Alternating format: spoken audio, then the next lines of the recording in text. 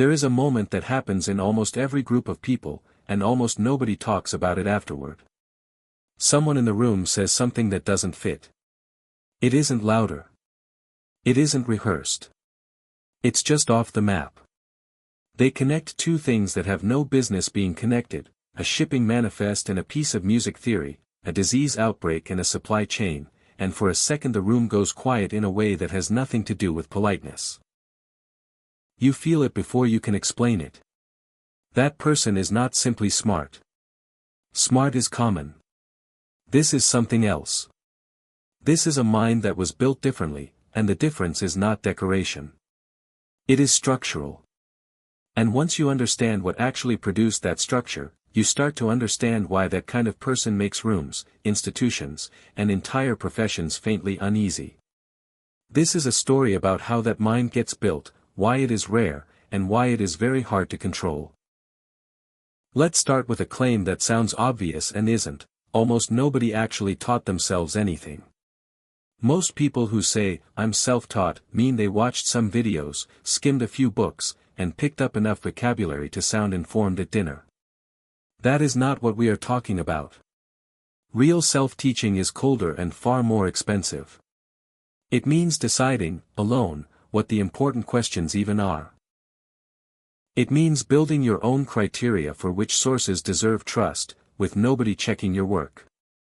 It means constructing the entire scaffolding of a discipline in your head, the way ideas connect, which claims are load-bearing and which are decoration, without a syllabus handing you the blueprint.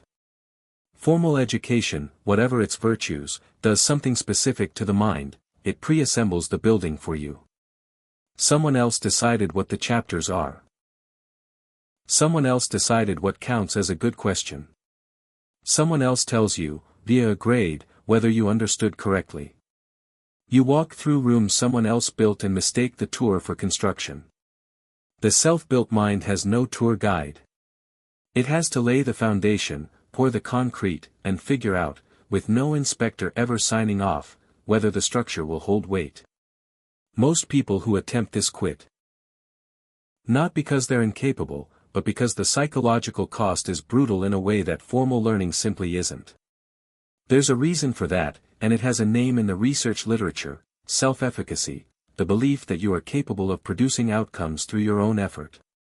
Decades of psychological research point to the same uncomfortable finding.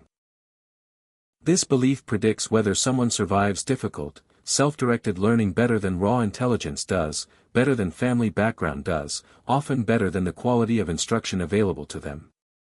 And critically, self-efficacy cannot be handed to you.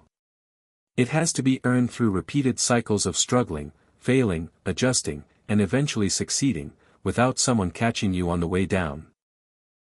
Every time an institution steps in to rescue a learner from difficulty, that muscle stays soft. Every time someone climbs out of a hole entirely on their own power, it gets stronger. The self-taught mind, whatever else you want to say about it, has that muscle in abundance, because it had no other option. Now take that architecture and put it next to a completely different kind of story, a mind that verifies its own beliefs instead of borrowing them.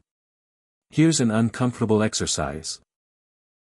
Think about something you're confident you understand: how a refrigerator keeps things cold, how interest rates affect inflation, how vaccines train the immune system. Now imagine explaining the actual mechanism, step by step, out loud, to a skeptical stranger. Not a summary. The gears. Most people stall almost immediately. This isn't a flaw unique to lazy thinkers, it's close to universal, and it has been measured directly. Researchers have shown that people routinely rate their understanding of everyday mechanisms quite high right up until they're asked to actually produce the explanation, at which point their confidence collapses. Familiarity gets mistaken for comprehension constantly, precisely because most of what we know was never verified by us. It was handed down a chain of trust, from a teacher, a textbook, a headline, a friend who sounded sure. And at some point in that chain, someone may or may not have actually checked. This is not a character flaw. It's efficient. Human beings evolved to outsource truth-checking to the group, because checking everything yourself is exhausting and usually unnecessary. It works fine until the group is wrong, or until you meet someone who never learned to outsource in the first place. The self-taught mind, lacking a professor to certify anything, had to build its own verification habit out of necessity. No one was going to confirm whether its understanding was solid, so it developed the discomfort of constantly asking, do I actually know this, or have I just been near it long enough that it feels familiar? People who build this habit tend to end up holding beliefs that are personally tested rather than socially inherited. That has a specific consequence. You cannot easily threaten them with disapproval from an institution, because they were never emotionally dependent on that institution's approval in the first place. Their allegiance isn't to a tribe. It's to whatever survived their own checking. There's a third piece to this architecture, and it might be the strangest one. The self-taught mind tends to ignore borders that everyone else treats as real. Academic and professional life is organized into departments, specialties, and lanes. For good structural reasons. Depth requires focus, and focus requires narrowing. But narrowing has a cost. Over a career, the specialist in one field slowly loses fluency in the vocabulary of the field next door. The people studying adjacent problems from different angles stop reading each other, stop citing each other, and eventually stop being able to talk to each other at all, even when they're circling the same underlying phenomenon. Nobody handed the self-taught mind a map of where those borders were supposed to be. It followed curiosity instead of curriculum, and curiosity doesn't respect departmental boundaries. A book about weather systems leads to a book about ocean currents, which leads to a book about ancient trade routes, which leads back to economics. Nobody told this person to stop at the edge of a discipline, so they didn't. The result, when it works, is a specific and valuable kind of insight, pattern recognition across fields that were never supposed to touch. Two ideas that look unrelated inside their own departments turn out, when held together in one mind that was never told they belonged apart, to describe the same underlying shape. This is where a disproportionate amount of genuinely original thinking comes from, not depth alone, and not breadth alone, but the collision of the two in a single skull that never learned the borders were supposed to be sealed. None of these three traits. Self-built structure, self-verified belief, cross-border synthesis, is actually the rarest ingredient. Plenty of curious, sharp people have one or two of them. The genuinely rare and genuinely destabilizing thing is a fourth trait, and it's less about thinking and more about temperament, how this kind of mind relates to being wrong. Every classroom, whether anyone intends it or not, teaches a lesson alongside the official curriculum. Being wrong in public is a small humiliation, and it will happen to you repeatedly, in front of your peers, for years. By the time most people reach adulthood, that lesson has calcified into something close to an identity wound. Being wrong doesn't feel like information anymore. It feels like exposure. The self-taught mind has no equivalent scar tissue, or rather, it has a different scar tissue entirely. There was no classroom audience to be humiliated in front of. There was only the work itself, refusing to cooperate. The argument didn't hold together.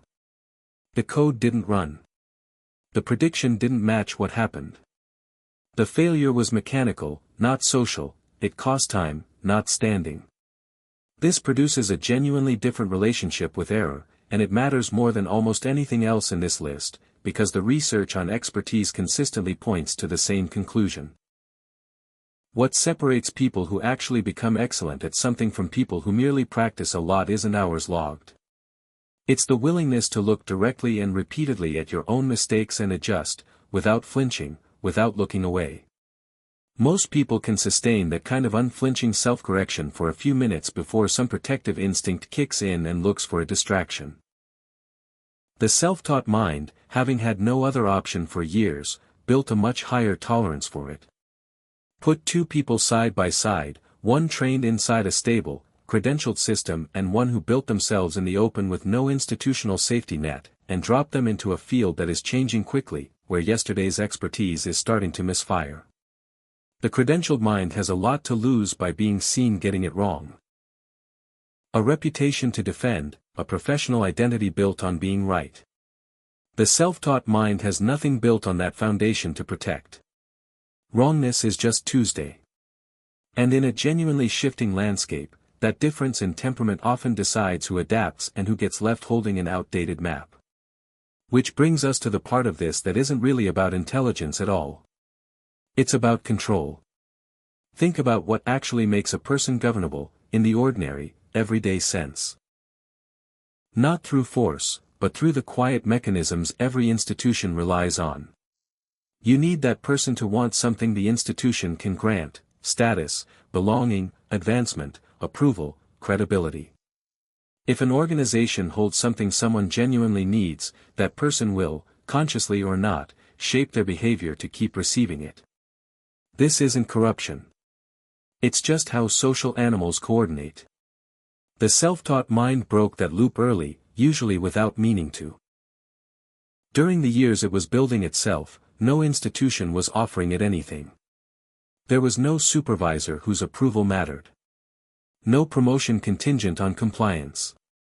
No committee whose good opinion needed protecting. The only available feedback was internal: did the thing work, or didn't it? Psychologists who study this describe a shift from an external locus of evaluation, judging yourself by how others receive you, to an internal one, where your own private standards, tested against reality, matter more than public consensus. Most people spend a lifetime slowly migrating toward the internal version, if they ever get there at all. The self-taught mind frequently starts there, because it never had the external version available to lean on in the first place. This creates someone who is oddly resistant to the usual levers. You can't threaten them with exclusion from a group they were never inside of. You can't buy their cooperation with a credential they never learned to value. You can't shame them with the disapproval of an authority whose competence they've already personally tested and found wanting in places. Fear of looking foolish, which quietly steers an enormous amount of human behavior, has far less grip on someone who has already spent years looking foolish in private and made peace with it. Here's why that matters more than it sounds like it should. Every institution, a company, a platform, a political movement, a friend group, runs on being able to predict its people. The boss models the employee. The algorithm models the user. The movement models the follower. When the model holds, everyone is legible, and the machine runs smoothly. A person who can't be ranked, can't be ideologically captured, can't be threatened with exclusion, and doesn't need approval breaks the model. Not through rebellion. Just through being fundamentally unpredictable using the tools the institution has on hand. That's the discomfort you feel in the room. It isn't that the person is hostile. It's that the usual handles aren't there. No credential to slot them into a hierarchy. No visible tribal loyalty to appeal to. No obvious need for approval to leverage. People sense the missing handles before they can name what's missing, and they respond in one of a few predictable ways. Some grow suspicious, some grow deferential, and a rare few lean in, genuinely curious. The self-taught mind has usually seen all three reactions many times and stopped attaching much weight to any of them. Which is probably why, throughout history, institutions have tended to tolerate this kind of person only when they could be absorbed, given a title, a chair, an official seat at the table that quietly puts a leash back on. And the ones who couldn't be absorbed, who kept their independence all the way through, often ended up misunderstood, sidelined, or simply inconvenient to whatever structure surrounded them, right up until the moment it became impossible to ignore what they'd built. So if you strip away everything else, what's actually rare here isn't knowledge. Knowledge has never been cheaper or more available. The same lectures, the same texts, the same archives sitting open to anyone with a connection and the patience to use them. It isn't raw intelligence either. There are plenty of highly credentialed, highly intelligent people who will live an entire career without producing a single idea nobody has had before. What's rare is the combination. A structure built without a blueprint, beliefs checked against reality instead of borrowed from a crowd, a habit of ignoring borders nobody told them were optional, a stomach for being wrong that never turned into shame, and a compass that points inward instead of toward the room's approval. None of that is a gift you're handed. It's closer to a set of calluses, formed by years of doing something difficult with nobody confirming you were doing it right. That's also exactly why so few people choose to become this, even though nothing is stopping them. The unconfirmed years are genuinely hard. You will be wrong, privately, for a long stretch, and nobody is going to tell you when you finally start being right. You have to build the ability to know that yourself, from the inside, with no external referee. Most people can't tolerate that absence of confirmation for very long. The need to hear, "good job," from somewhere outside your own skull is installed early and runs deep. So here's the question worth sitting with. If you decided tonight to teach yourself something genuinely difficult, with no one grading it, no one watching, no one telling you whether you were improving, would you still be doing it in 3 weeks? Most people, if they're honest, know the answer is no.